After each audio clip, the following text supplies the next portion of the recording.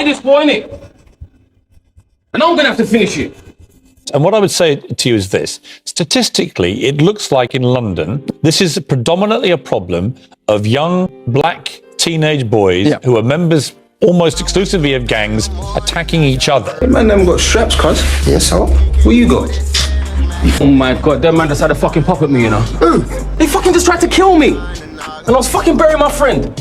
You know, we get told time and again, look, it's all very well you middle-class white people telling us what the problem is. But all due respect, mate, I make a point to never try and tell anyone how to live their lives. You're not middle-class and you're not white. What is the problem and how do we deal with this? The social indicators for violent crime among young working-class street gangs have remained consistent for 200 years. What you've been selling? You're making your peace. Relative poverty, masculinity. You think I wouldn't kill you right here? You're fucking doing that. Exposure to domestic violence. What are you crying for? Oh, fucking say something then! Lack of education.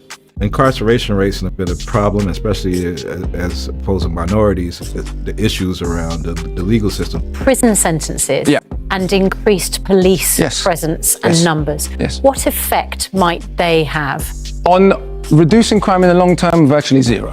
We already have the largest prison population in the whole of Western Europe. But coming back to the point you were making about sentencing, let's remember we've got a couple of centuries of this type of violent youth crime in predominantly white communities in Britain. It's the same problem we had in Glasgow, where they were white.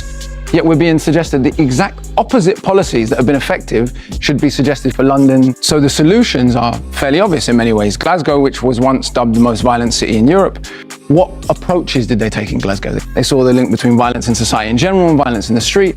They looked to early interventions, basically. Good education, good jobs, counselling. That was so dramatically effective. The race part of this is something that we might look at the statistics and think it's a black problem when it's not. Over the last few years, some of the most horrendous knife attacks, both the victims and the perpetrators have been white and they've not been from London. When both the perpetrator and the victims are white, race suddenly becomes unimportant. I just find that shit kind of weird, bruv, if I'm honest. Well, it reminds me a little bit. I mean, it's different, but it's interwoven slightly where you have this white supremacist committing an act of horror. Because he's a white supremacist, I've not heard people say this is a white person problem. Well, precisely. Just imagine, as a child, you're taught that the blue circle is larger than the red. Well, these two circles are identical. Yet I got just about every one of you to raise your hand and say that they're not. However, the black-on-black violence paradigm, so-called, is never used in that way. So what do we learn? That you can be manipulated like that, and if that culture then passes that misinformation along to the next generation, well, now it becomes tradition. Tradition and morality are not always the same. I guess we don't hear this side of the coin enough. And it's very easy for us to sit here, look at a bunch of statistics and think that's the problem.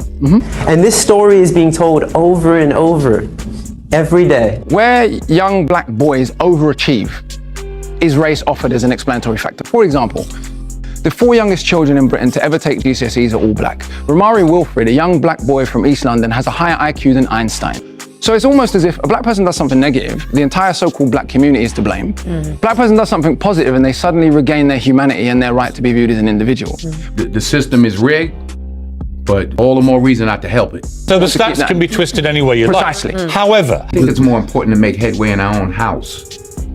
By the time the system comes into play, the damage is done. my question for you is there any racial or cultural element to what is going on relating to knife crime in young black teenage boys? Listen to what you've just said. When you think that blackness is the most important thing to emphasize about these young men, almost half of the young people in prison in Britain, regardless of ethnicity, were in care as children. It starts in the house. It starts in the home. And yeah, well, my father got locked up. Well, where was his father? And a good example. Almost half of young people in prison in Britain were expelled from school as children. When we offer blackness as an explanatory factor, as if we don't need to know anything else. Is it irrelevant though, Carla?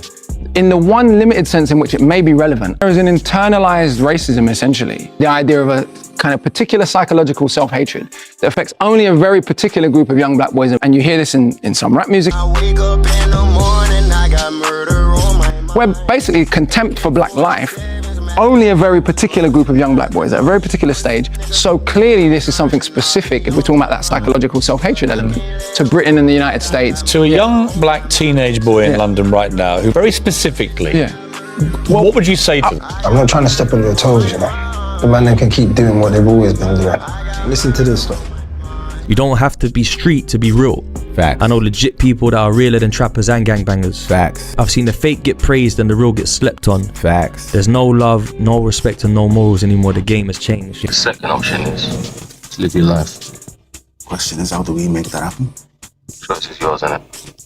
Last point about London, sorry. Yeah. In the last 2 years, it's still important to remember that the overwhelming majority of murders have not been committed by teenage black boys. Right. So let's just look at the facts.